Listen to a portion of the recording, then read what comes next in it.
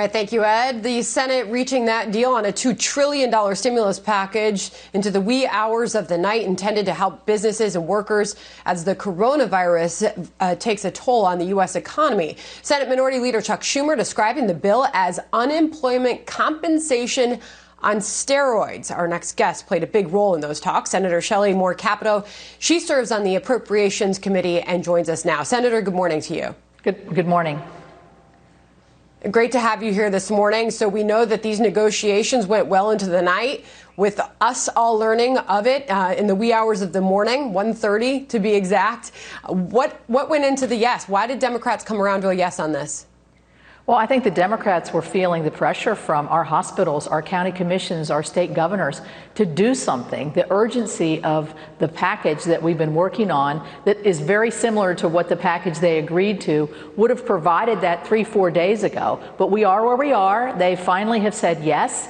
And I think we are ready to push the money out to help our constituents, but also to help our employers keep people working, workers' compensation, our hospitals, our cities and counties, and many others. So this is very good news.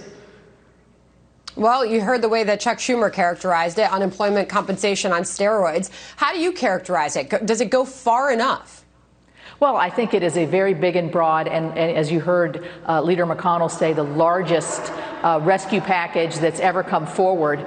We are in a war against an invisible enemy, this COVID virus. And so this is wartime funding. This is disaster funding that is big and broad, and hopefully will give us the economic stability and also the supplies for our health workers and our care for our health workers to stabilize the situation while we move through these very difficult weeks.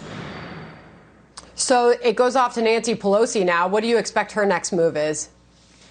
Well, she better daggone pass it today. I mean, we've been diddling around here for the last several days with political agendas at the forefront, which is the last thing that American people want or wanted to see. So now that we've put those to rest, I think the House needs to pass this today and get it to the president right after we do.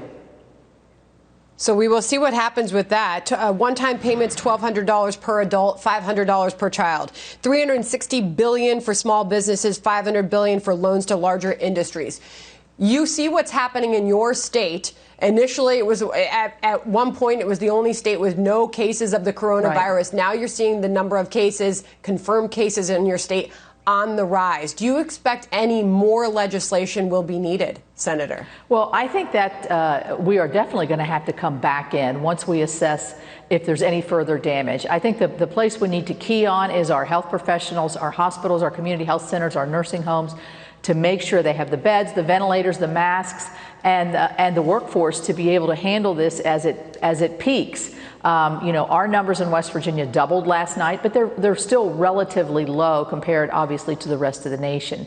And I think we expect that over the next several weeks. What we want to do is keep people connected to their employer so that when things are over, when this starts to head down and we reopen, there are jobs there are businesses there, and there's the ability to jumpstart the economy very, very quickly. And I think that's what we addressed in this bill with workers' compensation, with the small business aid that's in there, and other measures. So I think it's time to get it out of the door and make sure that this gets out to Main Street USA.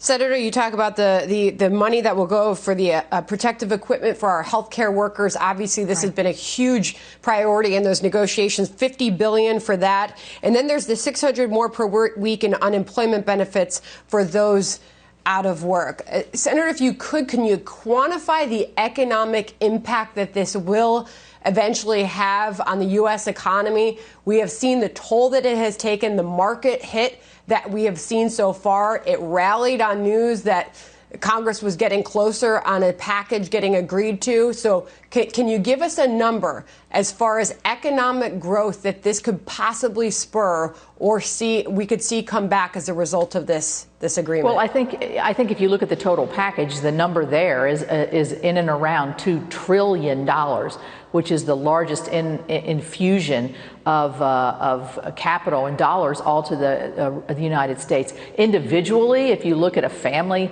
of four, you're looking at a substantial $3,400 for each family, because that's $1,000 for the 2 kids and $2,400 for each adult, $1,200 each adult. I would caution people, you're not going to get a check tomorrow. People need to realize that this has to work through, but we're going to do it as quickly as possible. I think that adds to stabilization. If you look at unemployment, I think this is billions and billions of dollars. But if you look at what we're doing to stabilize some of these large employers, I think what you see there, you're going to see an exponential investment and economic stabilization that comes along with that. So I can't quantify it exactly, but I think it will put us on much firmer footing. Senator, if you could, that family of 4, when might they see their checks? I can't say again exactly, but I would say at least a week. It's going to go, if you're an e-filer through the IRS, which over 90% of our taxpayers are, but there's still going to be some lag to get this up and running. So I would say at least a week. And I think that's going to do a lot to help people with their rent, their gas, their food, and just give them that emotional lift that I've got something now in my pocket I didn't have that I can use to stabilize my family and to move forward with the essentials.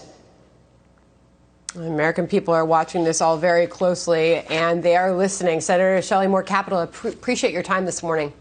It's good news. Thank you.